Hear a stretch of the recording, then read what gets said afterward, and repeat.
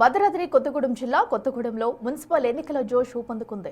మొన్నటి వరకు పంచాయతీగా ఉన్న కొత్తగూడెంలో పాల్వంచుతో పాటు సుజాత నగర్ పంచాయతీని కలిపారు. కొత్తగూడెం మున్సిపల్లో 60 డివిజన్లను కలిపి కార్పొరేషన్ గా ఏర్పాటు చేశారు అధికారులు.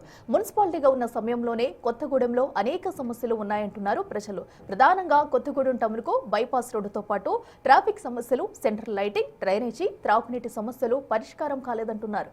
ఇప్పుడు తాజాగా మున్సిపల్ కార్పొరేషన్ ఎన్నికలు జరుగుతున్న నేపథ్యంలో ప్రజల అవసరాలపై దృష్టి పెట్టే వ్యక్తులను గెలిపించుకోవాలంటున్నారు కార్పొరేషన్ స్థానికులు. మరింత సమాచారం మా ప్రతినిధి భాస్కర్ అందిస్తారు.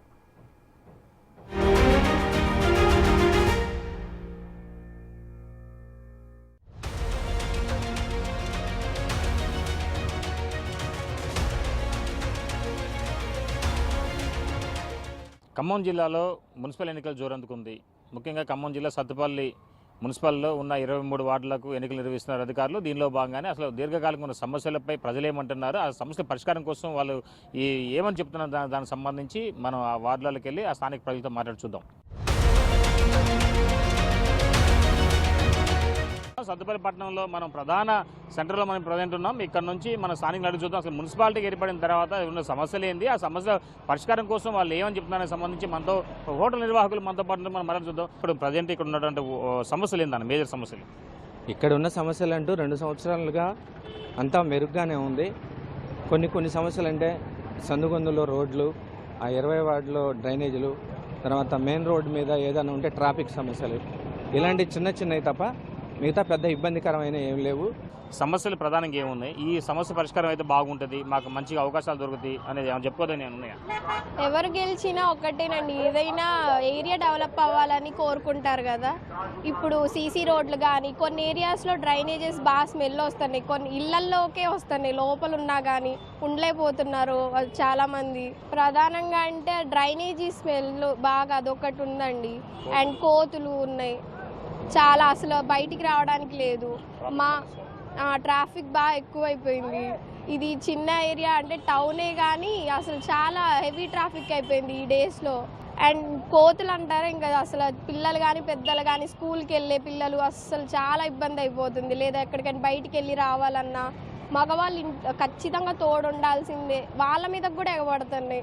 ఈ ఎన్నికలకు సంబంధించి ప్రధాన సమస్యలు ఏమున్నాయి, ఆ సమస్య పరిష్కారం బాగుంటుంది అనేటట్టు ఏమైనా ఉన్నాయా? సమస్య అంటే ఏమి ఉండదు. ఈ డస్ట్, సింగరేణి వల్ల డస్ట్, వాటర్ ఒకటి, డ్రైనేజ్ ప్రాబ్లమ్స్ అవన్నీ ఉంటాయి.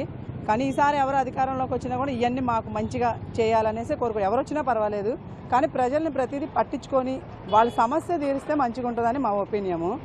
అది కొంచెం ట్రాఫిక్ వల్ల కానీ ఇది కానీ దానివల్ల అయినా సరే దాని ప్రతిదీ వాళ్ళు అర్థం చేసుకొని వాళ్ళు పట్టించుకోవాలని మేము అడుగుతున్నాం. అంటే ఇప్పుడు మనకి ఇంకా ప్రధానంగా ఇంకా మౌలిక సదుపాయాలు అని ఉన్నాయి ఇక్కడ, అంటే పెండింగ్లో ఉన్నాయన్నా? పెండింగ్లో ఉన్నాయనంటే ఇక హాస్పిటల్ ఓపెనింగ్ ఒకటి అట్లా ఆపేశారు. అది మార్కెట్ అది మొదలు పెట్టారు, ఎందుకు మొదలు పెట్టారో తెలియలేదు, ఎందుకు ఆపేశారో కూడా తెలియలేదు. అది అసలు ఇంకేముంది, ఇస్తామన్నారు, అదన్నారు, ఇదన్నారు, అదే అక్కడే ఆగిపోయింది. కోతుల సమస్య బాగా ఎక్కువ, అది దాన్ని ఎవరికి చెప్పలేం కూడా. అసలు ఎంత అంటే కోతుల సమస్య అసలు తలుపు తీసి బయటకు వచ్చే పర్లేదు. మా 2వ వార్డులో అయితే మరీ ఘోరం.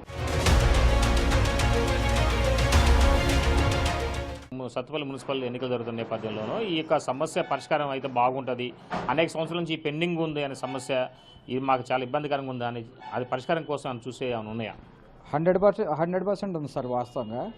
వాస్తవంగా డ్రైనేజీ ఇక్కడ స్టార్టింగ్ మీరు సత్తుపల్లి నుంచి చూసినా ఆ చివరి దాకా చూసినా డ్రైనేజీ సిస్టమ్ అనేది సందులో ఉందే కానీ దాని వే పర్ఫెక్ట్ లేదు సార్ సత్తుపల్లి మొత్తానికి. అది 100% బాగా మైనస్.